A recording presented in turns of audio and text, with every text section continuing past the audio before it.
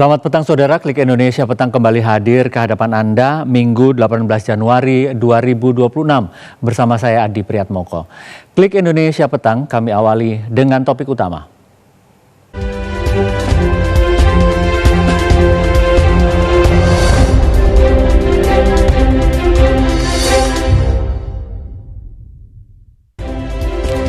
Tim SAR gabungan hari ini menemukan puing-puing pesawat ATR 42500 yang hilang di wilayah Maros, Sulawesi Selatan.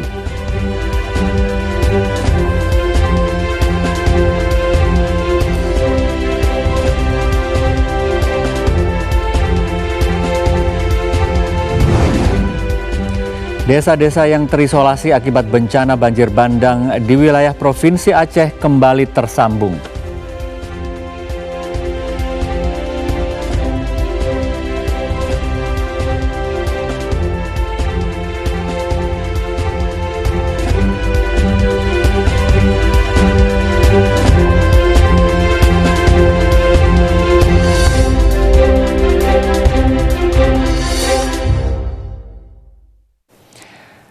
Tim penyelamat hari ini menemukan puing-puing pesawat ATR 42500 yang hilang di wilayah Maros, Sulawesi Selatan. Unit penyelamatan juga dikerahkan melalui udara untuk mencari penumpang yang hilang. Tim SAR gabungan hari ini menemukan puing-puing pesawat kecil Turboprop Indonesian Air Transport ATR 42500 di wilayah Kabupaten Maros, Sulawesi Selatan. Pesawat tersebut jatuh di Gunung Bulu Saraung di Taman Nasional Bantimurung Bulu Saraung yang berbatasan dengan kota Makassar. Lokasi penemuan berada di lereng selatan puncak dengan posisi badan pesawat di sebelah utara puncak Bulu Saraung. Tim SAR darat menyiapkan akses menuju lokasi karena medan yang terjal dan kondisi berkabut yang menyulitkan evakuasi. Di antara puing-puing yang ditemukan, tim pencarian dan penyelamatan gabungan menemukan bagian pesawat yang diyakini sebagai badan pesawat, bagian ekor, dan jendela. Kepala Operasi dan Siaga Basarnas Makassar, Andi Sultan menyatakan bagian besar pesawat dilaporkan oleh kru helikopter SAR AI-7301 dan H-2213. Telah terlihat serpian window pesawat yang kecil dan setelah itu pada pukul 07.49 penemuan besar badan pesawat, informasi dicurigai sebagai badan pesawat dan ekor pesawat. Akses untuk turun ke badan pesawat ini cukup terjal, maka dari itu kita harus menghitung untuk safety-nya dulu. Basarnas menyatakan prioritas saat ini adalah menemukan korban dan berharap masih ada beberapa yang dapat dievakuasi dalam kondisi aman. Unit penyelamatan juga dikerahkan melalui udara untuk mencari penumpang yang hilang. 3 karyawan dari Kementerian Kelautan dan Perikanan termasuk di antara mereka yang berada di dalam pesawat bersama dengan 7 awak kapal. Pesawat Turboprop Indonesian Air Transport kehilangan kontak dengan pengontrol lalu lintas udara pada Sabtu sore saat dalam perjalanan dari Yogyakarta ke kota Makassar di Sulawesi Selatan. Dan untuk mengetahui informasi terkini pencarian korban pesawat ATR 42500, informasi selengkapnya akan disampaikan reporter Erlangga Rokadi dari Kabupaten Pangkep, Sulawesi Selatan. Selamat petang Erlangga, bagaimana proses pencarian korban pesawat ATR 42500 ini? Iya, selamat petang Adi dan juga saudara. Untuk proses pencarian korban jatuhnya pesawat ATR 42500 ini masih terus dilakukan. Ada 4 tim yang diterjunkan, 2 tim diterjunkan berada di area ketinggian, sementara 2 tim lainnya ini diterjunkan ke jalur yang berbeda, jalur alternatif untuk memperluas area pencarian. Memang kami dapatkan informasi dan kami konfirmasi langsung juga bahwa pada pukul 18:23 waktu Indonesia Tengah, tim SAR gabungan dari 4 tim yang diterjunkan, 3 tim masih melakukan proses pencarian dan juga evakuasi di titik-titik yang berbeda tersebut, sementara 1 tim sudah kembali ke posko utama.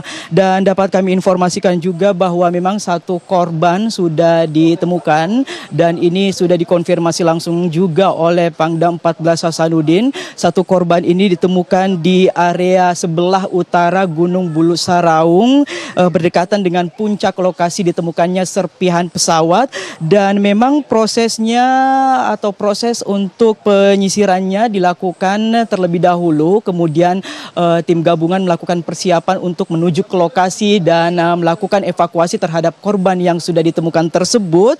Dan memang lokasinya ini cukup ekstrim. Lokasinya atau lokasi penemuan korban ini berada di sekitar 1.300 lebih mdpl dengan ketinggian tersebut dengan akses yang sangat curam, kemudian kemiringannya itu 80 sampai 90 derajat. Ini menjadi tantangan utama tim SAR gabungan dalam melakukan proses evakuasi. Selain itu, kondisi cuaca juga menjadi tantangan utama tim SAR gabungan. Selain dari area atau aksesnya yang cukup terjal, kemiringan 80 sampai 90 derajat, sejak sore hari hingga saat ini hujan deras, hujan dengan intensitas sedang, lebat hingga deras terus mengguyur wilayah Kabupaten Pangkep, khususnya wilayah yang ada di titik-titik pencarian para tim evakuasi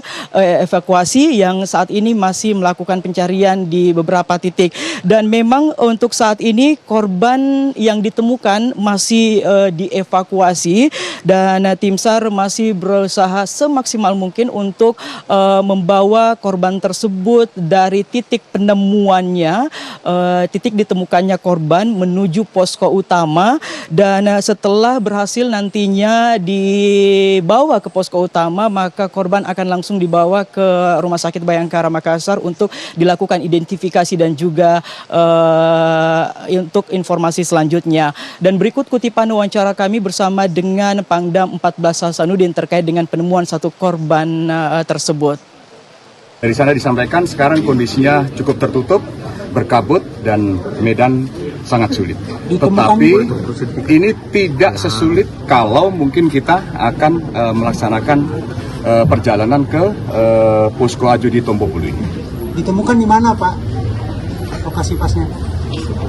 Ya, di sebelah utara dari puncak yang kalau mungkin yang gambar yang sudah kita set tadi, yang ada bekas serpihan di puncak tadi.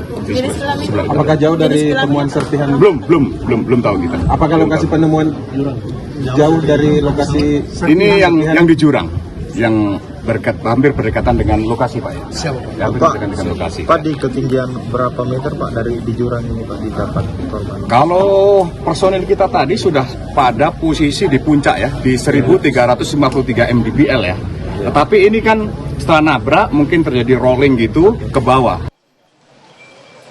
Adi dan juga saudara, seperti yang saya sebutkan tadi bahwa korban masih dievakuasi. Berdasarkan informasi yang kami himpun, memang korban berada di area atau wilayah kurang lebih 100 meter dari ketinggian puncak Bulu Saraung dan masih terkendala dengan cuaca ekstrim yang terjadi, hujan, kemudian kabut tebal, sehingga ini mengganggu jarak pandang dari tim SAR gabungan yang melakukan proses pencarian dan juga evakuasi. Bahkan kabut tebal tersebut sampai jarak pandang dari tim SAR ini hanya 2 meter lebih, sehingga sangat menyulitkan untuk tim SAR gabungan. Tapi tim SAR gabungan masih terus melakukan proses evakuasi hingga saat ini. Kembali ke Adi di studio. Baik, terima kasih Erlangga Rokadi melaporkan langsung dari Sulawesi Selatan. Selamat bertugas kembali. Saudara, pesawat ATR 42500 yang sebelumnya dilaporkan hilang kontak ditemukan dalam operasi pencarian di perbatasan Kabupaten Maros dan Pangkep, Sulawesi Selatan.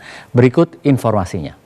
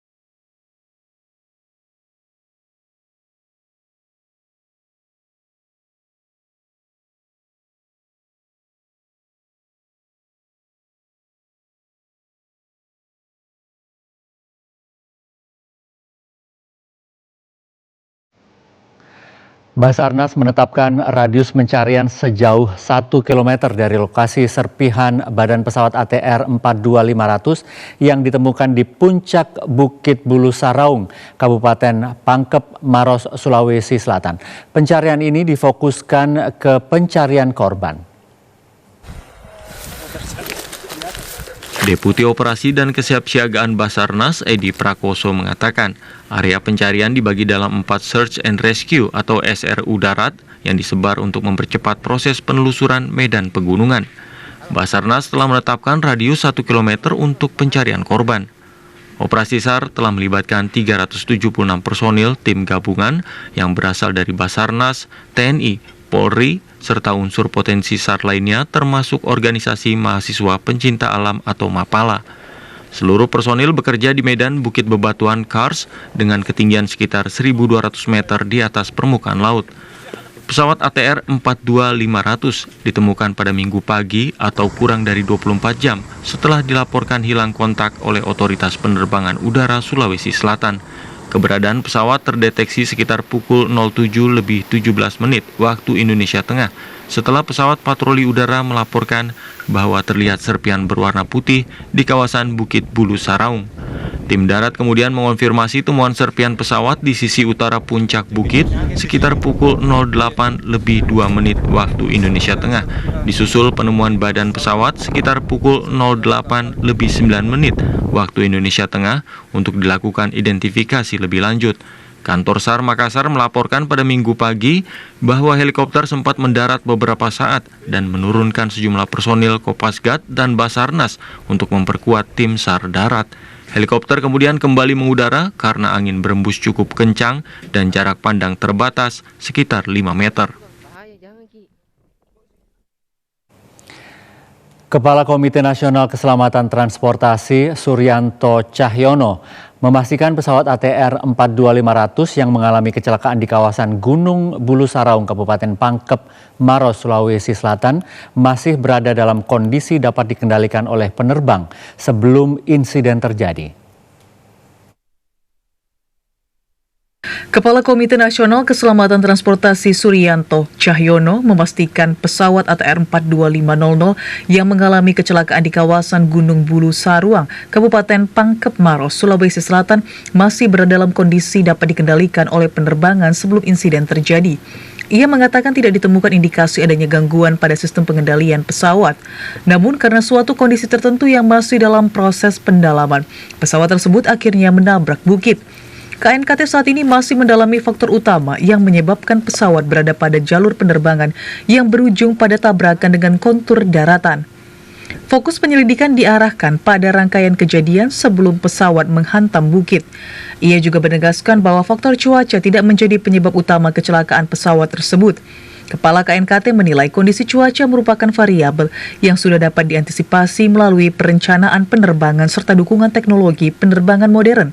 KNKT akan melanjutkan proses investigasi dengan mengumpulkan data teknis selanjutan, termasuk analisis rekaman penerbangan, keterangan penerbangan, serta informasi pendukung lainnya untuk memastikan penyebab pasti kecelakaan pesawat ATR 42500 tersebut.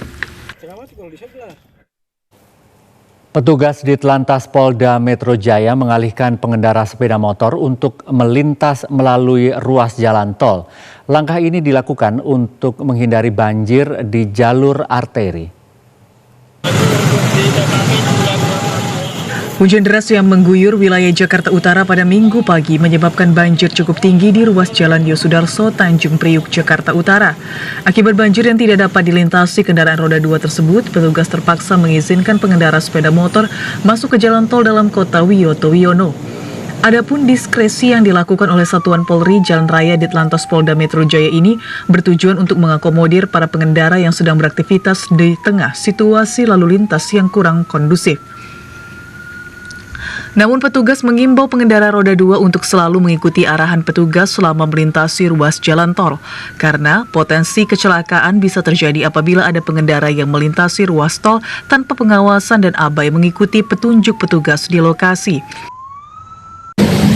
Ruas tol Wiyoto Wiono melaporkan akibat dari hujan sepanjang malam hingga pagi hari terjadi genangan di jalan arteri Ahmad Yani dan jalan Yos Sudarso. Akses menuju Tanjung Priok terputus akibat genangan cukup tinggi antara 60 cm sampai 80 cm. Akibatnya R2 tidak bisa melintas. Akibat R2 menumpuk di depan gerbang tol Pulau Mas. Semakin banyak dan semakin banyak, kami memutuskan melaksanakan diskresi kepolisian untuk melakukan pengawalan R2 dari gerbang tol Pulau Mas sampai Oprek Kebun Bawang. Saat ini untuk seluruh ruas sudah dapat dilalui kendaraan. Pengendara diimbau memperlambat laju karena sisa genangan di beberapa titik.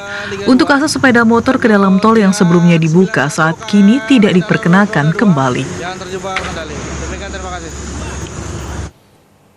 Saudara, informasi penting lain kami sampaikan usai jeda berikut ini.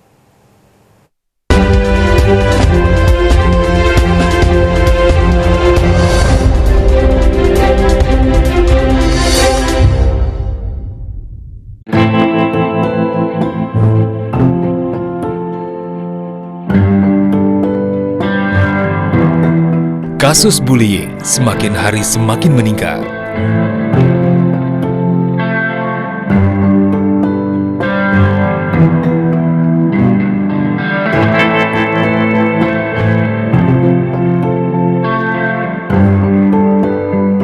Bullying tidak hanya fisik, bisa berupa ejekan, perundungan daring, bahkan pengucilan.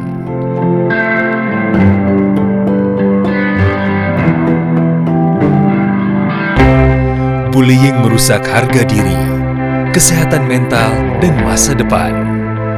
Sebagian korban dapat mengalami depresi dan kecemasan. Siapa saja bisa menjadi korban, tapi kita bisa menghentikannya. Saya pernah jadi korban. Saya tahu bagaimana rasanya. Kita harus berani bicara. Pelaku bullying dapat dikenakan ancaman pidana yang berat sesuai hukum di Indonesia. Bullying hanya akan berhenti jika kita berani bicara dan menolong. Jangan jadi penonton. Banyak korban sudah berjatuhan. Stop perundungan, mulai dari kita.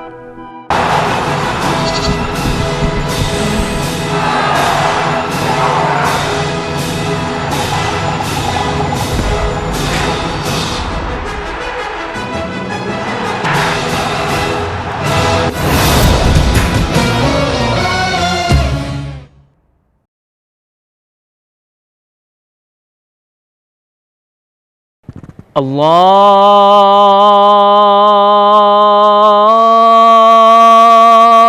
Akbar,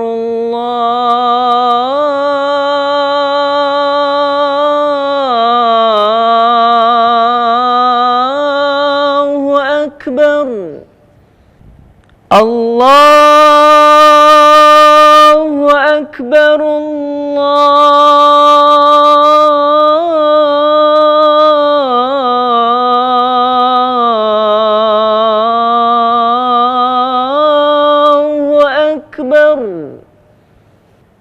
Ashhadu an la ilaha illallah.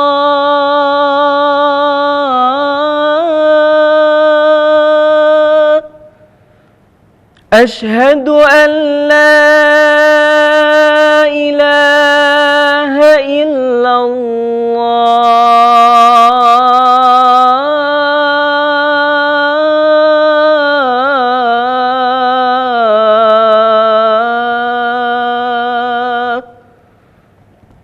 Ashhadu anna Muhammadar Rasulullah.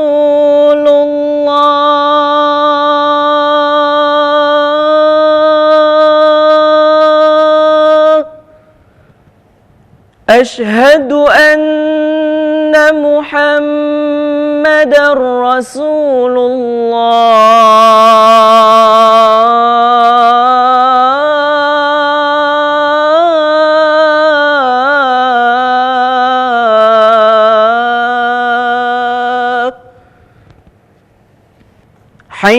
على الصلاة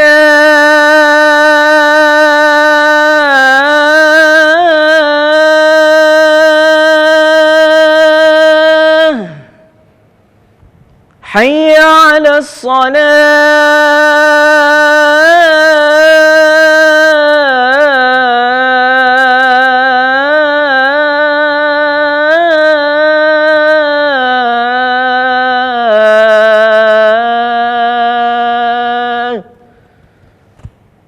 حي على الفلاح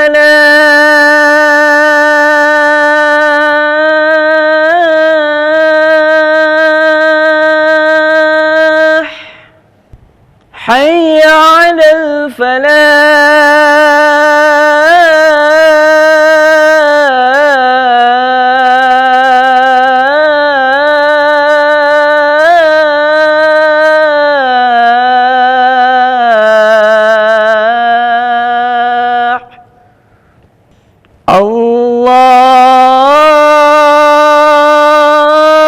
الله أكبر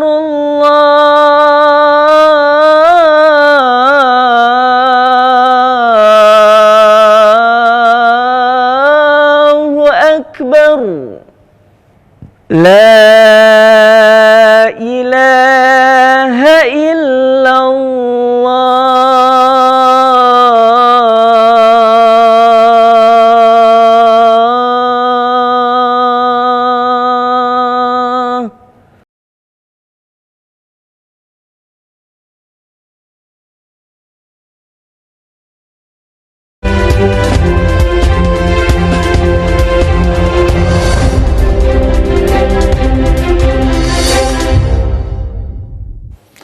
Anda kembali bersama kami, Klik Indonesia Petang TVRI. Banjir merendam kawasan Gunung Sahari, Jakarta Utara, memiliki ketinggian 20 hingga 30 cm. Genangan air membuat arus lalu lintas tersendat dan akses kendaraan sempat terputus. Hujan yang mengguyur kota Jakarta mengakibatkan ruas jalan di beberapa wilayah terendam banjir, salah satunya di kawasan Gunung Sahari, Jakarta Utara. Ketinggian air masih mencapai 20 hingga 30 cm. Ruas jalan yang ditutup yakni jalan dari arah WTC Mangga 2 menuju Senen, serta dari arah Ancol menuju Jalan Gunung Sahari.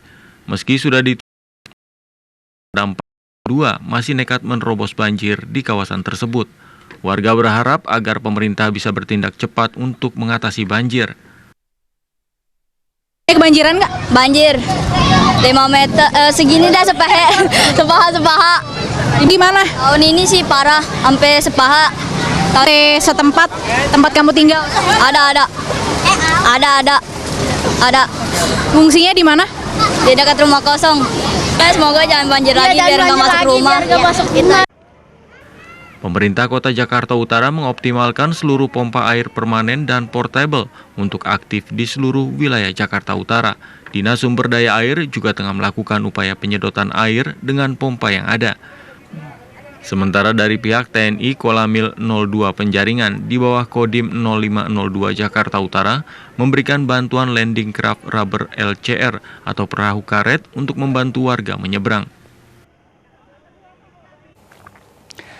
Banjir kembali melumpuhkan aktivitas warga di ruas Jalan Ahmad Yani, Jakarta Pusat. Air yang merendam badan jalan membuat jalur tersebut tidak dapat dilalui kendaraan maupun pejalan kaki. Aparat kepolisian menurunkan perahu karet untuk membantu mobilitas warga yang terjebak banjir. Banjir kembali melumpuhkan aktivitas warga di ruas Jalan Ahmad Yani, Jakarta Pusat. Air yang merendam badan jalan membuat jalur tersebut tidak dapat dilalui kendaraan maupun pejalan kaki.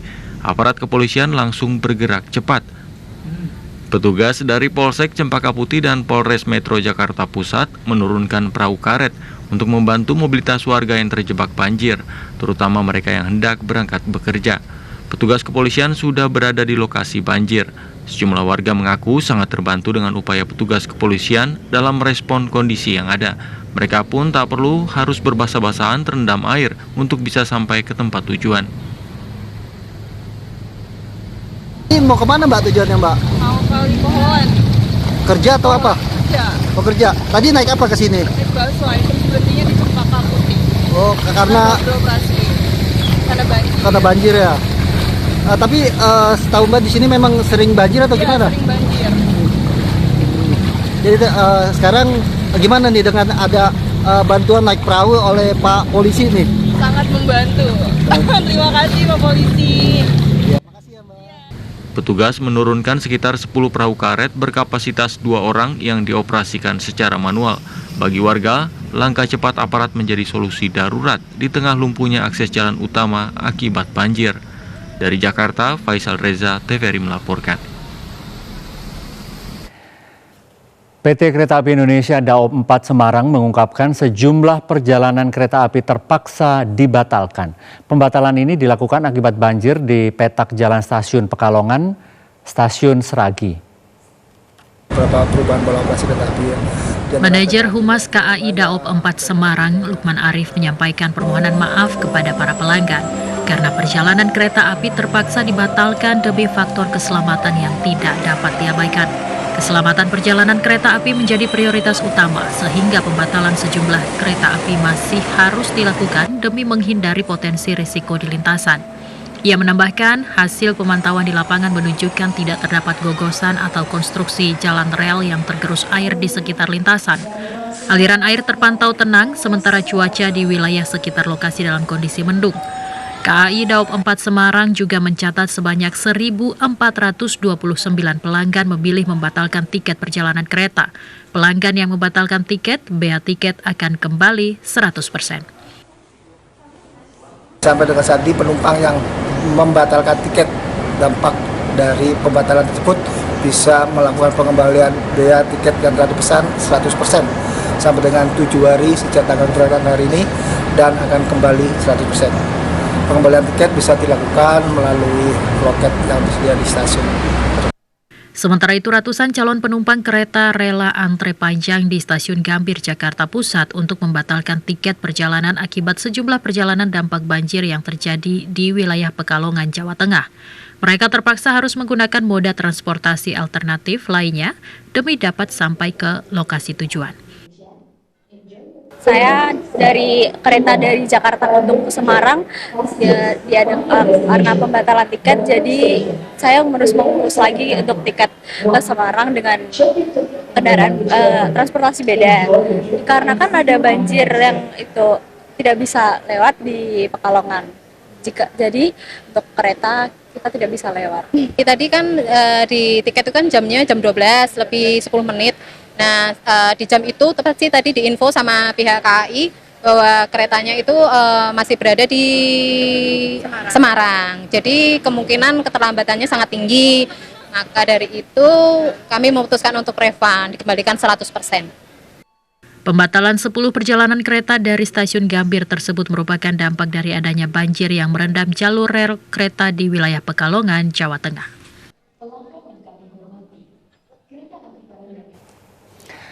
Banjir yang merendam Kabupaten Batang, Jawa Tengah selama 4 hari mulai menimbulkan dampak kesehatan. Sejumlah warga terdampak banjir mengeluhkan gangguan kulit akibat kontak lama dengan air genangan. Pasca banjir 4 hari berturut-turut, warga Kelurahan Klidang Lor dan Klidang Wetan, Kabupaten Batang mulai terserang infeksi kulit. Kondisi ini diduga akibat kaki terendam air kotor dalam waktu lama. Sejumlah warga terdampak banjir di Kelurahan Klidang Lor dan Klidang Wetan mengalami iritasi dan gatal pada kulit, terutama di bagian kaki. Air banjir yang terkontaminasi kotoran memicu munculnya kutu air dan infeksi kulit. Petugas kesehatan dari Puskesmas Batang 2 langsung terjun ke lokasi untuk melakukan pemeriksaan kesehatan. Salep dan obat topikal dibagikan kepada warga untuk mencegah penyebaran infeksi kulit. Akan lagi obat-obatan yang memang banyak kasus kita tambahin lagi, nanti kita tetap juga bekerja sama berkoordinasi dengan Dinas Kesehatan. Kalau posko gimana di sini yang sudah siap? Posko di daerah sini di Balai Desa Klidang Lor. Kemudian di PKD-nya juga kita buka untuk posko pelayanan kesehatan. Hingga saat ini tercatat puluhan warga mengalami keluhan serupa. Sebagian warga masih berpotensi terkena dampak susulan. Ini salep gatal. Oh, emang kenapa sih, Bu? Kutu air. Oh, udah kutu air udah. Udah. Sejak kapan ini? Udah lama. Udah berapa hari? Kena kutu airnya? Banjir terus. Oh. Sebagai langkah antisipasi, petugas Puskesmas Batang 2 siaga di kantor kelurahan dan poliklinik desa untuk memberikan layanan kesehatan bagi warga terdampak banjir. Petugas kesehatan mengimbau warga agar menjaga kebersihan kulit dan segera memeriksakan diri jika muncul gejala infeksi. Upaya penanganan terus dilakukan selama banjir belum sepenuhnya surut.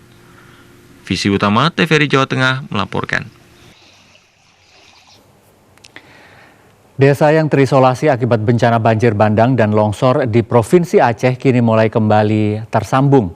Akses dari dan ke wilayah terisolasi perlahan terbuka lagi seiring dengan pembangunan jembatan serta perbaikan jalan. Jembatan Bailey sebagai penghubung jalan menuju Bandara Rembele di jalur Pantai Raya Desa Bale Atu, Kabupaten Bener Meriah Aceh sudah siap terpasang. Jalan yang sempat terputus total terus dibersihkan dengan bantuan alat berat. Badan jalan yang terputus juga dipasang batu bronjong untuk menahan longsor. Pekerjaan ini melibatkan Kementerian Pekerjaan Umum dan personel TNI AD. Pembangunan jembatan Bailey ataupun jembatan Armco di berbagai titik terdampak bencana terus berlanjut. Di Desa Bener Pepanyi, Kecamatan Bener Kalipah, jalan yang sebelumnya tertutup material banjir sudah bersih, jembatan akan segera dipasang. Pembangunan jembatan Armco di Desa Alukapli, Kecamatan Senudon, Kabupaten Aceh Utara sudah menunjukkan progres signifikan. Personel TNI AD bahu-membahu menyelesaikan jembatan dan sudah memasuki tahap finalisasi. Akses jalan sudah kembali normal, demikian di Desa Juli Tambo, Tanjong, Kabupaten Biren. Jembatan yang dibangun sudah bisa dilalui kendaraan motor, mobil, hingga truk. Sementara itu di Desa Kajeng, Kecamatan Sungai Mas, Kabupaten Aceh Barat, personel TNI AD masih membersihkan akses jalan yang terputus akibat tertutup longsor. Jalan bisa segera dilalui kendaraan roda 2 dan roda 4. Pemerintah pusat, pemerintah daerah, TNI, Polri, serta unsur terkait lainnya terus bekerja sama demi memulihkan kondisi masyarakat terdampak bencana banjir dan longsor di Aceh, Sumatera Utara, dan Sumatera Barat. Pemerintah terus mempercepat pemulihan akses di Provinsi Aceh. Pembangunan jembatan di Provinsi Aceh berlangsung pesat dan akses warga di desa segera pulih. Pemerintah terus mempercepat pembangunan infrastruktur di Aceh, salah satunya jembatan. TNI, kontraktor jembatan dan warga tampak semangat terlibat dalam percepatan pemulihan akses. Pembangunan jembatan Bener Pepanyi di Kabupaten Bener Meriah terus dikebut. Sejumlah personel TNI tampak bergotong royong menyambungkan rangka baja jembatan Bailey. Kehadiran jembatan ini sangat dinantikan masyarakat karena menjadi jalur vital penghubung antar wilayah. Sementara itu di Kecamatan Telaga Barat, Kabupaten Aceh Singkil, progres pembangunan jembatan Gosong Kian mendekati tahap akhir. Rangka jembatan Bailey terlihat telah tersambung dengan baik. Personel TNI bersama warga setempat bergotong royong memasang lempeng baja yang akan menjadi dasar jembatan. Jembatan ini nantinya menggantikan jembatan kayu darurat yang selama ini digunakan warga. Di Aceh Utara, pembangunan jembatan wisata Laut Bangka juga terus berjalan. Personel Babinsa bersama TNI lainnya tampak merangkai besi baja rangka jembatan di depan rumah warga. Progres serupa terlihat di jembatan Sunokbuk, Kabupaten Biren. Puluhan personel TNI dikerahkan untuk mengerjakan jembatan ini. Di jembatan Lokuyen, Aceh Utara, pembangunan telah rampung. Saat ini personel TNI dan warga fokus pada tahap finishing. Pembangunan jembatan ini menjadi bukti nyata sinergi TNI dan masyarakat Aceh. Pembangunan jembatan di Desa Lubuk Sidup di Kecamatan Sekerak, Kabupaten Aceh Tamiang, Aceh dipercepat. Personel TNI terus mempercepat pembangunan jembatan gantung agar akses bisa tersambung kembali. Pemerintah terus mempercepat proses pembangunan jembatan di Desa Lubuk Sidup, Kecamatan Sekerak, Kabupaten Aceh Tamiang, Aceh. Para personel TNI tampak sudah mendirikan fondasi di kedua sisi untuk membangun jembatan. Di atas fondasi dengan batu kokoh itu sudah tertancap tiang berkelir biru yang siap untuk disambungkan dengan jembatan. Dalam waktu dekat, jembatan gantung sepanjang 120 meter itu akan tersambung. Pembangunan jembatan gantung ini dilakukan para prajurit TNI Angkatan Darat dari jajaran Komando Resor Militer 001 Lila Wangsa. Jembatan darurat ini dibangun di atas Sungai Tamiang, melibatkan peran sipil untuk teknis konstruksinya. Jembatan gantung yang tengah dibangun ini nantinya akan menghubungkan kembali Kecamatan Sekerak dengan Bandar Pusaka. Masyarakat untuk sementara memanfaatkan perahu atau boat untuk menyeberangi sungai. Selain untuk sarana transportasi masyarakat, keberadaan jembatan gantung ini juga penting karena akan menjadi akses membawa logistik maupun material untuk membangun desa yang sempat terdampak banjir. Total, pemerintah menargetkan pembangunan 200 jembatan di lokasi bencana Aceh, Sumatera Utara, Sumatera Barat hingga Februari 2026. Pembangunan jembatan dilakukan untuk menyambungkan jalur darat yang terputus akibat banjir dan tanah longsor pada akhir November 2025.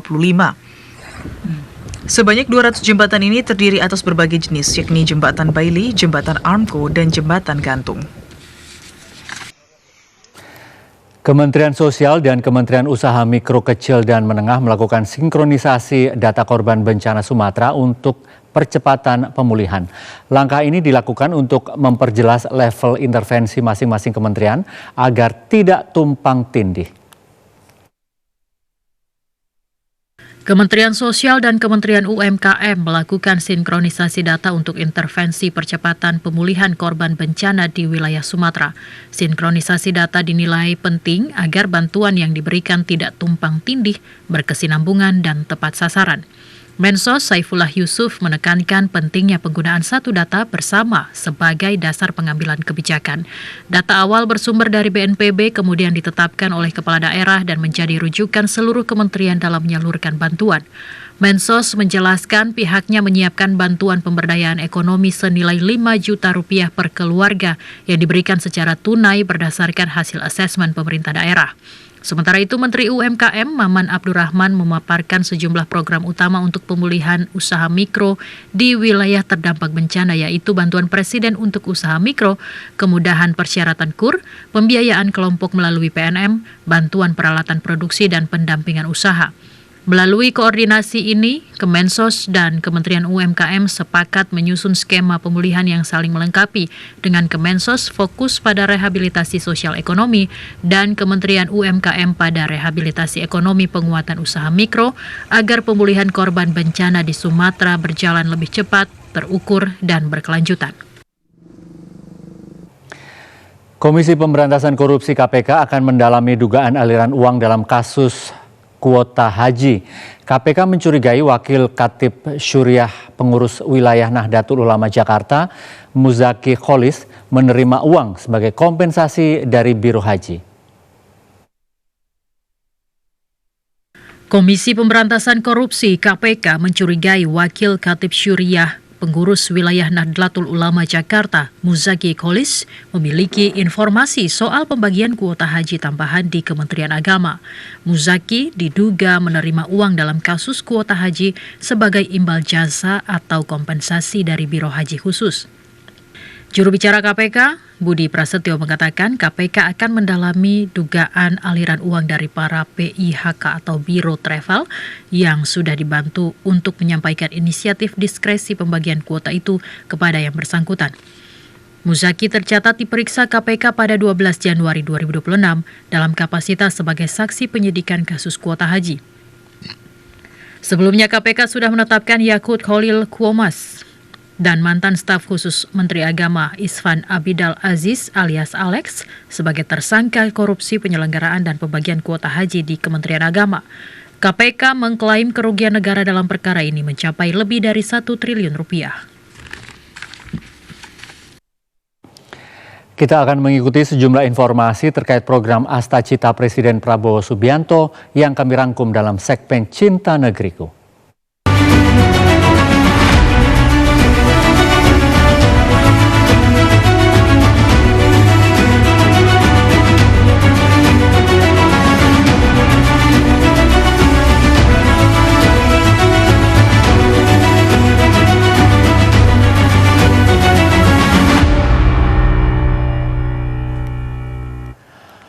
Puskesmas Mempawah Hilir, Kalimantan Barat melaksanakan kegiatan inspeksi kesehatan lingkungan di sejumlah dapur SPPG yang berada di Kecamatan Mempawah Hilir, Kalimantan Barat. Petugas Puskesmas Mempawah Hilir bersama Dinas Kesehatan Kabupaten Mempawah melakukan inspeksi kesehatan lingkungan di 4 dapur SPPG yang berada di Kecamatan Mempawah Hilir, Kabupaten Mempawah. Kegiatan ini dilakukan dalam rangka memastikan standar kebersihan dan sanitasi lingkungan pada tempat pengelolaan pangan serta memberikan edukasi tentang pentingnya sertifikat layak hygiene sanitasi atau SLHS untuk setiap dapur SPPG. Petugas Puskesmas Mempawah Hilir Agus Sudiarti mengatakan, untuk mendapatkan SLHS, setiap SPPG harus dilakukan inspeksi kesehatan lingkungan terlebih dahulu. Inspeksi kesehatan lingkungan dilakukan untuk melihat keadaan sanitasi dan higien di dapur tersebut.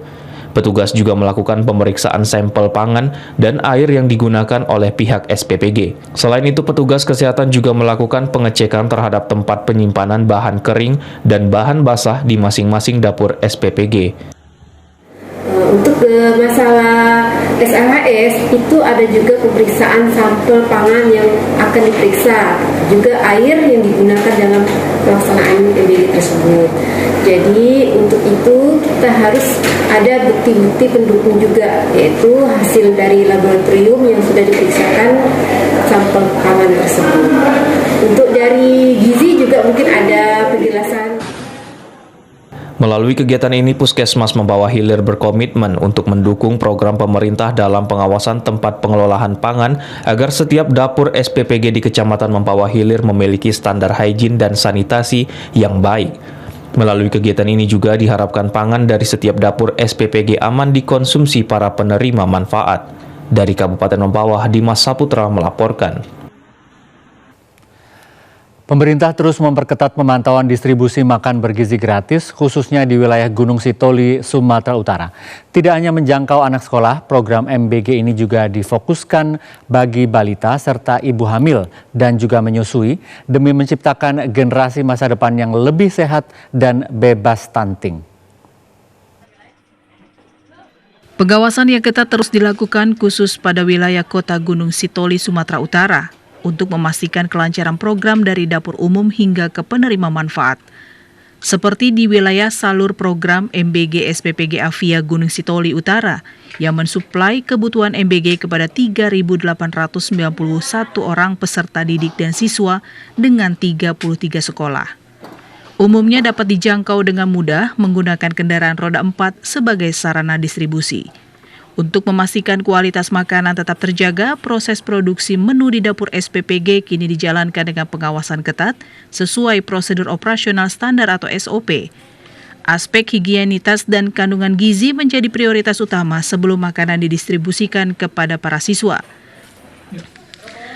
Kepala SPPG Budi Zaro menyatakan sinergi dan pengawasan melekat dari seluruh unsur terkait menjadi kunci keberhasilan penyaluran MBG di wilayah ini sehingga proses distribusi berjalan lancar tanpa kendala teknis. Posisi saat ini kita sedang monitoring atau pemantauan pendistribusian di sekolah. Ya, setiap harinya itu bersama dengan Bapak Bincang dan seluruh kawan-kawan tim pengawas dan pemantau dari SPPI keliling di sekolah memantau dan melihat dan memastikan bahwa pendistribusian MBG itu berjalan dengan baik, tepat sasaran. Sebagai bentuk dukungan pihak sekolah turut melakukan pembagian MBG kepada peserta didik menyesuaikan jadwal. Aliasa, TVRI Sumatera Utara melaporkan. Pembangunan Koperasi Desa Merah Putih di Desa Jati Barur, Kabupaten Sragen, Jawa Tengah terus berjalan. Koperasi ini diharapkan mampu mendukung kebutuhan pertanian dan ekonomi warga desa. Pembangunan Koperasi Desa Merah Putih atau KDMP di Desa Jati Barur, Kecamatan Gemolong, Kabupaten Sragen, Jawa Tengah, dimulai sejak 17 Desember 2025. Bangunan ini didirikan atas tanah kas desa seluas 9.000 meter persegi dengan luas bangunan mencapai 600 meter persegi. Progres pembangunan telah mencapai 30% dan ditargetkan rampung pada awal Maret tahun 2026. Pembangunan sempat mengalami kendala pada proses uruk tanah yang menghabiskan sekitar 320 rit dengan total biaya mencapai lebih dari 100 juta rupiah. Kepala Desa Jati Barur, Sutardi, menyampaikan kepengurusan Koperasi Desa Merah Putih telah terbentuk meliputi ketua, sekretaris, bendahara, serta wakil ketua 1 dan 2. Jumlah anggota saat ini sebanyak 25 orang dan masih terus dilakukan sosialisasi kepada warga. Pembangunan KDP ini jadi betul berjalan lancar karena apa?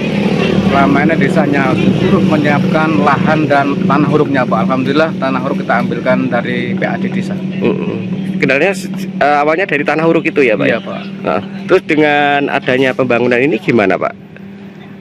Saya selaku Kepala Desanya di Batur sangat mendukung program pemerintah pusat ini, Pak, karena apa? Mungkin dengan adanya Koperasi Merah Putih ini bisa mengangkat perekonomian di desa kami, Pak. Dengan mayoritas penduduk sebagai petani, Koperasi Desa Merah Putih diharapkan mampu memenuhi kebutuhan sarana pertanian seperti pupuk serta penyediaan gas LPG bagi masyarakat sekitar guna meningkatkan kesejahteraan warga desa. Parianto, TVRI, Jawa Tengah. Upaya pemerintah Kabupaten Landak, Kalimantan Barat dalam memerangi stunting menunjukkan perkembangan menggembirakan. Berdasarkan data dari Pusat Pemulihan Gizi, setelah 2 bulan program berjalan, anak-anak yang menjalani rawat jalan berhasil mencatatkan peningkatan berat badan sebagai bagian dari pemulihan kondisi kesehatan mereka. Pemerintah Kabupaten Landak mengambil langkah percepatan penanganan stunting dengan mengintervensi langsung gizi anak melalui Pusat Pemulihan Gizi. Pusat Pemulihan Gizi yang berlokasi di belakang Puskesmas Ngabang yang telah berjalan 2 bulan tersebut saat ini sudah menangani 4 anak. Penanggung jawab Gizi Pusat Pemulihan Gizi, Tri Hidayat, mengatakan, dari program yang dilakukan, anak-anak yang sebelumnya sempat menjalani rawat inap tersebut kini telah menunjukkan peningkatan berat badan. Saat ini, kondisi anak sudah menunjukkan status gizi baik berdasarkan berat dan tinggi badan. Tidak hanya memberi penanganan asupan gizi langsung pada anak, orang tua juga turut diberi edukasi terkait kebersihan, pengetahuan asupan gizi melalui menu makanan, termasuk cara membuat olahan makanan yang digemari oleh anak-anak. Nah, kalau kita lihat progresnya, alhamdulillah ya, 2 pasien kita ini progresnya terus membaik. Jadi selalu ada peningkatan berat badan yang memang kadang suka naik turun gitu, tapi selalu kita pantau perkembangannya. Memang kita punya target tersendiri. Jadi kalau status gizi buruk, paling tidak intervensi selesai kalau status gizinya berubah menjadi status gizi kurang, atau kalau status gizi kurang berubah menjadi status gizi baik, begitu. Anak balita dengan kondisi pertumbuhan kurang baik di Kabupaten Landak bisa dikoordinir melalui puskesmas terdekat untuk mendapat perawatan di PPG ini. Selama menjalani perawatan dan program intervensi, seluruhnya dibiayai oleh dana pemerintah daerah. Dari Kabupaten Landak, Anugrah melaporkan.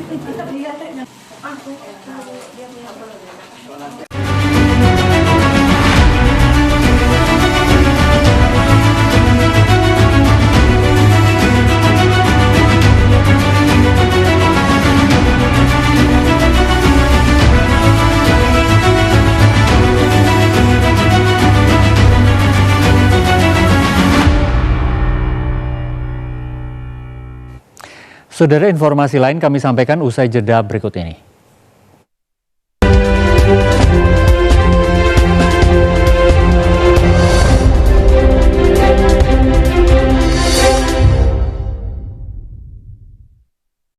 Your trusted source for midday news. Join us Monday to Friday from 1:30 to 2 p.m. only on TVRI World. Sebagai media pemersatu bangsa, TVRI bertekad menyuguhkan tayangan bermutu untuk memenuhi kebutuhan informasi dan hiburan yang kami kemas dalam 4 kanal siaran. TVRI Nasional, TVRI World, TVRI Sport,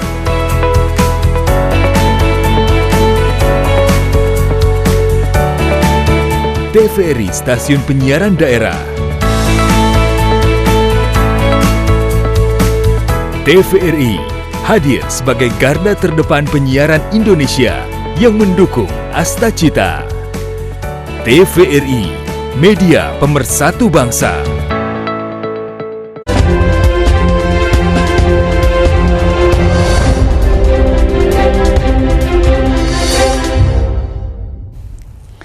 Anda kembali bersama kami, Klik Indonesia Petang TVRI.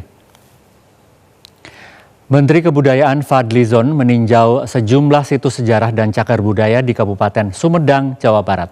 Dalam kunjungannya, Fadlizon menegaskan komitmen pemerintah dalam melakukan revitalisasi dan pengembangan situs sejarah agar tetap relevan di masa depan.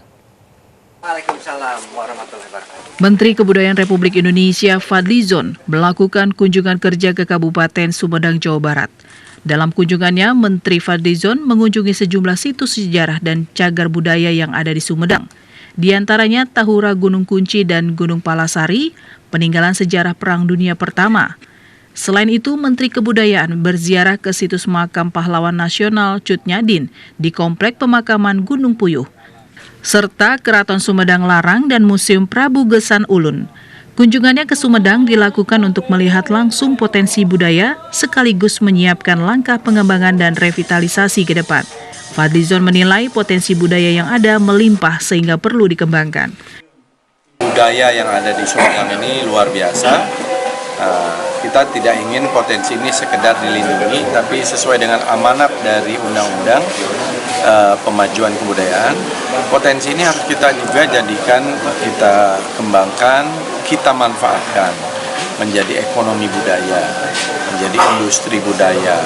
Apalagi warisan budaya tak bendanya juga di Subang banyak. Kementerian Kebudayaan juga akan melakukan revitalisasi seluruh keraton dan kesultanan yang ada di seluruh tanah air, sesuai amanat Presiden RI Prabowo Subianto. Dari Sumedang, Aang Anda Nugraha, TVRI Jawa Barat melaporkan. Saudara, limbah daun bawang ternyata bisa menjadi solusi jitu bagi petani di Kabupaten Tuban, Jawa Timur. Pemanfaatan limbah daun bawang mampu mempercepat masa dormansi bibit bawang merah secara drastis. Selama ini kebanyakan petani bawang merah harus menyimpan bibit bawang terlebih dahulu selama 4 bulan agar tak busuk saat ditanam. Namun Andik Susanto, warga Kecamatan Semanding, Kabupaten Tuban, berhasil memangkas masa dormansi atau waktu tunggu bibit bawang merah dari 4 bulan menjadi 3 minggu saja. Seperti terpantau di salah satu ladang miliknya yang berada di Kecamatan Semanding. Bibit bawang merah yang telah disimpan selama 3 minggu sebelumnya mulai diambil dari penyimpanan. Bagian kuncupnya dipotong untuk membuka jalan pertumbuhan. Namun kunci keberhasilan sebenarnya terletak pada proses berikutnya. Bibit tersebut kemudian direndam dalam formula khusus berbasis daun bawang dan beberapa campuran bahan organik lainnya. Cairan ini kaya akan hormon pertumbuhan alami. Hasilnya sungguh luar biasa. Selain akar tumbuh lebih banyak, bibit bawang tak mudah berjamur meski terkena embun dulu. Andik menyebutkan selain lebih irit waktu, hasil panen bawang merah dengan cara ini juga membuahkan hasil panen sama seperti cara biasanya. Bahkan pada panen sebelumnya Andik berhasil menghasilkan 1 ton bawang merah dari hanya 1 kuintal bibit yang ditanam. Jadi untuk proses berkembang dari mulai kita ada bibit dalam arti kita panen, itu kita langsung proses, Mas. Jadi dalam proses itu biasanya orang itu kan 4 bulan baru gitu ya? Bisa ditanam kembali.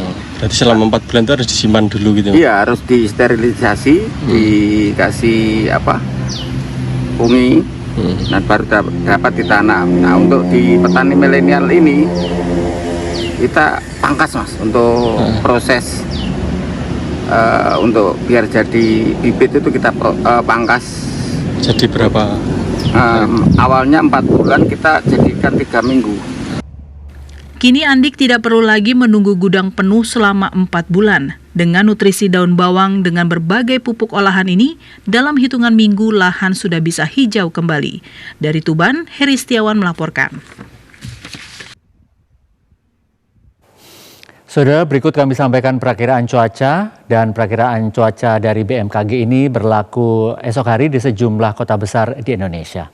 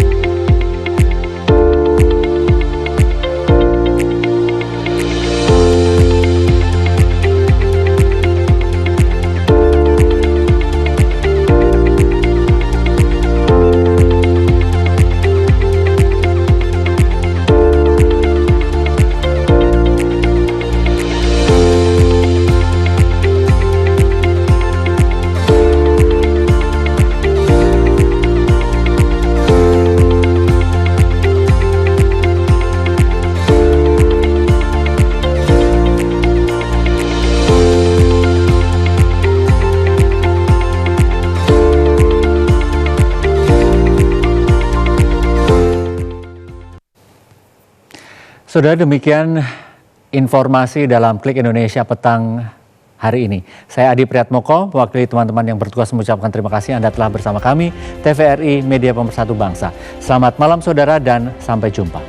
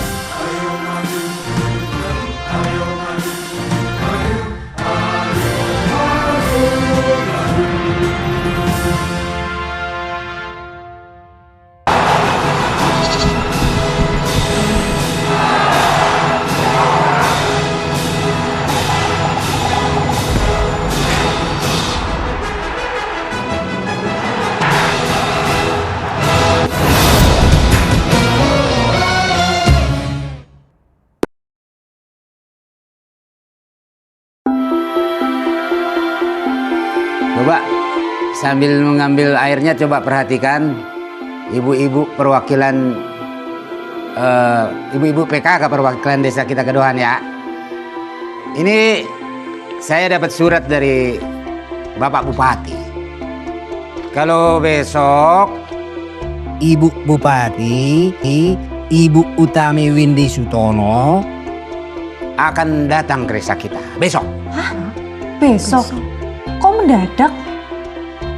Berhubung jadwal Ibu Bupati itu padat, jadi dia baru kasih kabar H-1. Oh. Terus agendanya Ibu Bupati apa?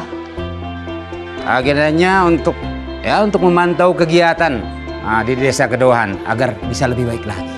Oh, bagus itu. Siapa tahu habis ini kita dapat bantuan dana. Ini berarti kita harus bikin Bupati seneng. Setuju? Setuju. Salah pemikiran kau deh.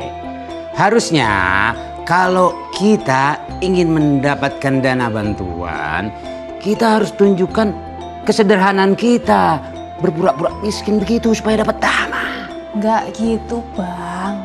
Kita tuh harus memperlakukan orang sebagaimana kita ingin diperlakukan. Kalau kita pengen dapat bantuan dana, ya kita harus menunjukkan bahwa kita tuh mampu mengelola dana tersebut. Dengan cara apa? Dengan cara bikin bupati seneng. Setuju. Setuju. Oh iya, wajahnya Ibu Bupati kayak apa ya? Tak tahu aku, belum pernah jumpa.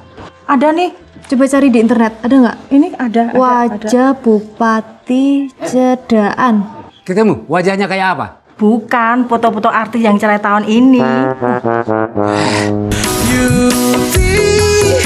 Aku wes mulai hanya wong ayu tak dekat kancen sliramu aku tresno karo kowe.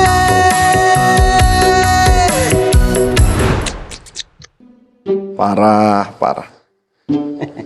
Marbun itu lah kades toh.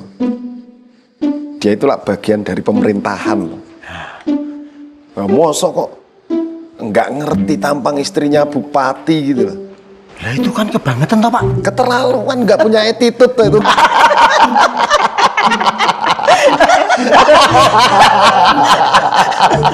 Jadi kades modal lawak sehat. Sama modal nekat, Pak.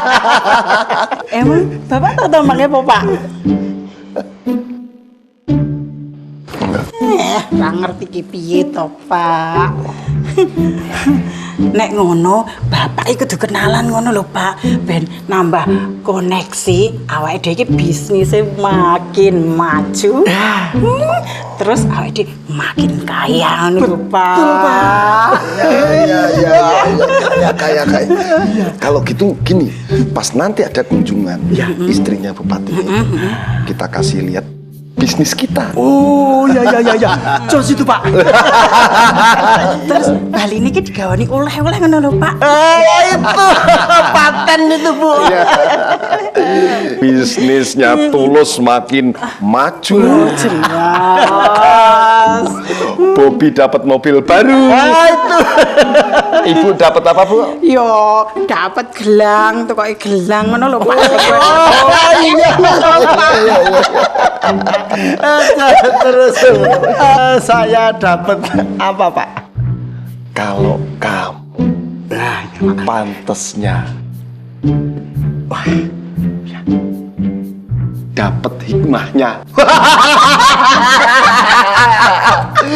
Dapat hikmahnya. Lucu ya.